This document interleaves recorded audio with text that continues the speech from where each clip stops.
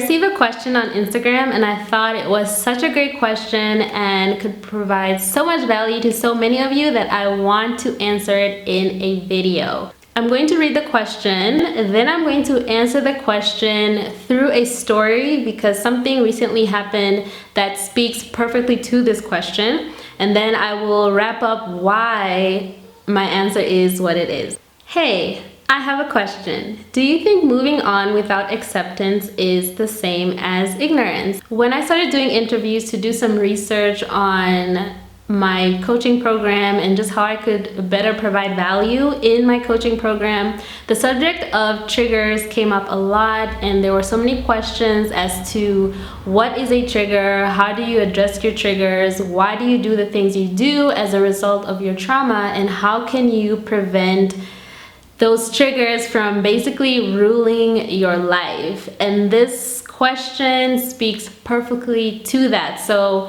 on Monday, I had a triggering situation that I really want to share with you guys, just to kind of take you through what that actually is like.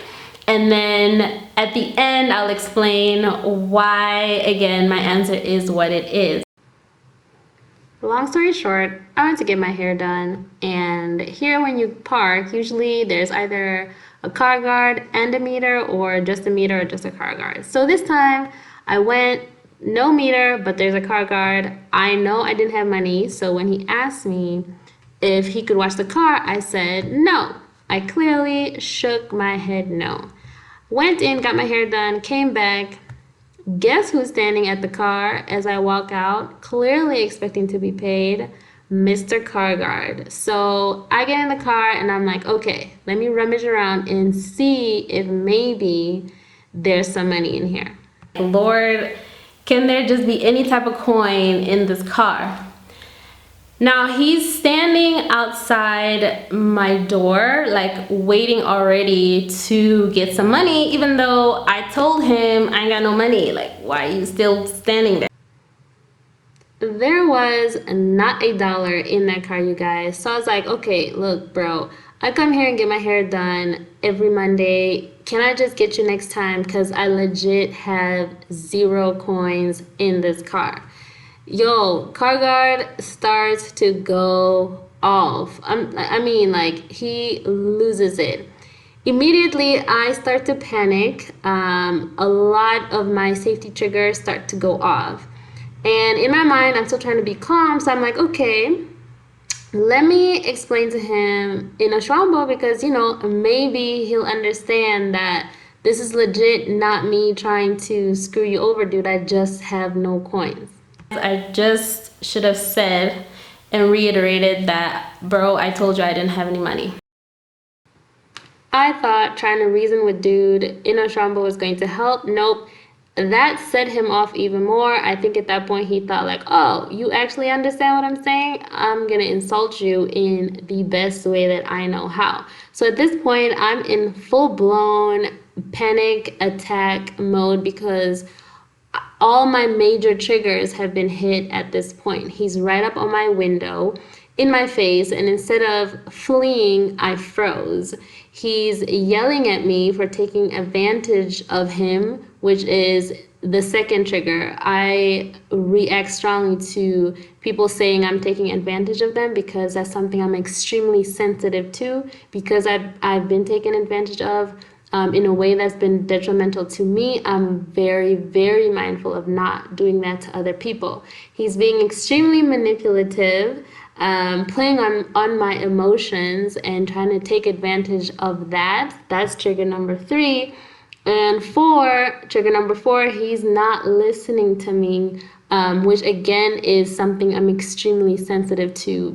For a very long time, I let people walk all over me. So when I feel like my voice isn't being heard, like I physically react, and it also sets off a lot of triggers for me.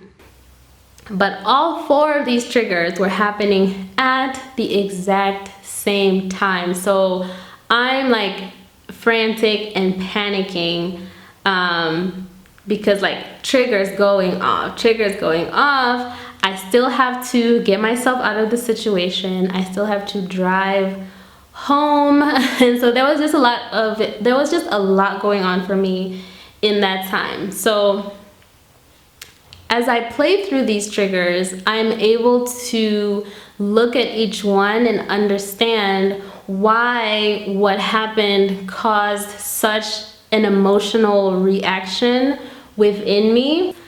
I wasn't responding to this car guard.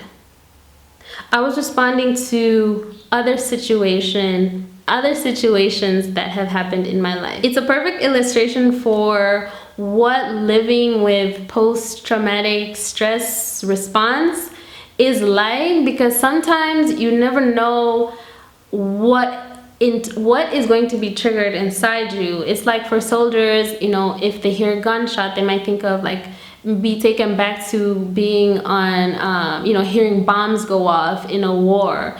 It's the same thing with traumatic situations that may have happened in your life. Is you're actually going back to something else that has happened in your life. So to go back to the question, is it possible to move past your trauma, your traumatic experience without acceptance?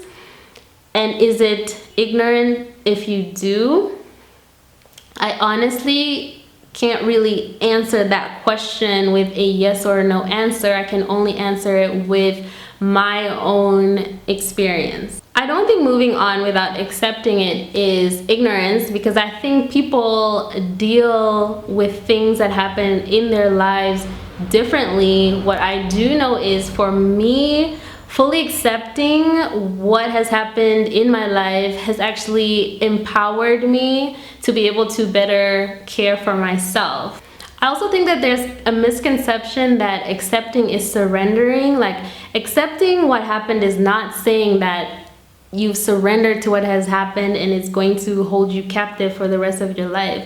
For me, fully accepting it empowered me to make decisions for my life with all the relevant information. There may be people out there who have been able to move past their trauma without fully accepting it.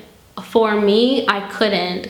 The further I denied that part of my history or that part of my story, the further and the deeper I fell into depression, self-loathing, self-sabotage, self-destructive behavior.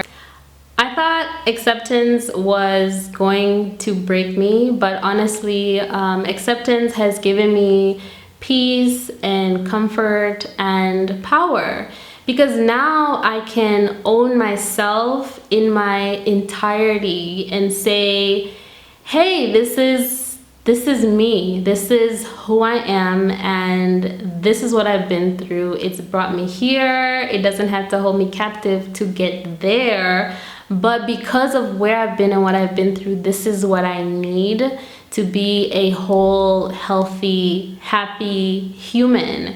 And I'm fully aware that sometimes what I need may require a little bit more than what someone else who has a different experience needs. But I feel I feel empowered in my ability to be able to say that, in my ability to be able to fully express what I need, because I fully accepted what I've been through. So I hope that helps. I don't think that there's a right answer or a wrong answer. I think there's only what is right for you, and each survivor's story and each survivor's healing journey and healing process is going to be completely different. But what I've seen in my experience and talking to so many of you is, the minute that you shared your story in a space where it was just held and received, it changed so much for so many of you. And fully accepting, it does not mean that everything is going to magically be okay. In all honesty, fully accepting is really just the beginning of the journey. Fully accepting is it's a part of the journey, and it's not an easy part of the journey.